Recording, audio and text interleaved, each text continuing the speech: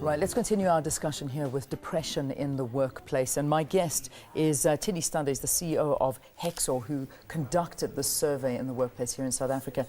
Tiene, the cost of depression on the economy, how big is it? Unfortunately, we don't know that answer for South Africa, but if we look at other countries other continents, in Europe, per annum in 2010, depression costed 90 billion euros. The scarier part of that was that 62% of those costs were borne by the employer in terms of absenteeism and people just not being able to function properly being at work. Yeah. So one could infer that in South Africa there would be similar impacts in terms of economic cost of this disease. It's a research question that needs to be answered. Yeah, I mean, you were telling me about some forecasts from the World Health Organization of how detrimental depression is going to be. Yeah. I think at this stage, depression is number 6 as the disease causing disability in general. Yeah. By 2030, it's going to be number 1. It's going to be the disease that causes the most disability. It's more than HIV, TB, violence. It's going to be higher than that. What do we do? I mean, okay, let's talk about the causes of depression. What causes somebody to become depressed? I mean, somebody who is a happy individual that has always sort of been relaxed and cool and calm, and then suddenly, I remember reading, what book was it?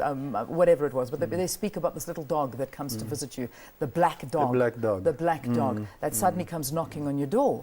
What causes this little guy to come visit you? Yeah. I don't really know the answer. As a scientist, I look at the numbers. Maybe one should ask a psychiatrist what the specific reason is. But we do know that there's a chemical imbalance.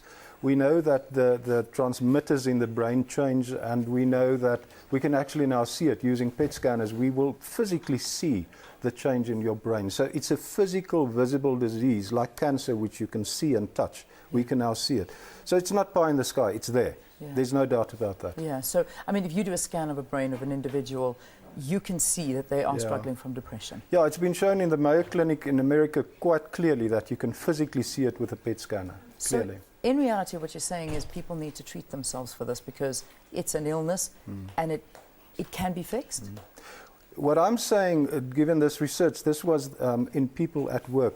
I think there's a responsibility on the individual to take charge of their psychological welfare. And the same applies to the employer, that they should provide assistance, given the fact that they know there's a big economic impact in this and that it will become more.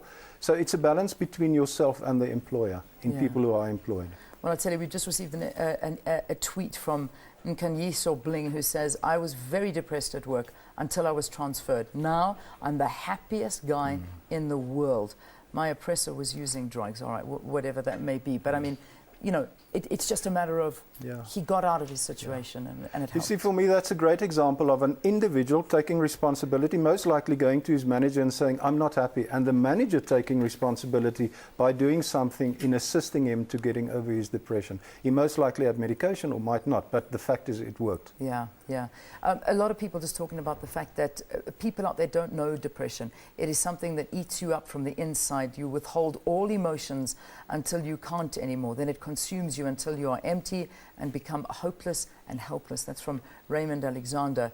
And that's a reality. I mean, that is I think those are the extreme cases. And the most extreme endpoint to that would be suicide, unfortunately. Indeed it is. So get help while you can. If you are diagnosed with depression, get out there, get help. Speak to SADC as well, the South African Anxiety and Depression Group. Yeah, they will help you. They'll put you in the right direction. You don't have to live with it. That's the reality. Thank you for talking to us. Thank you. Good to have you on the program.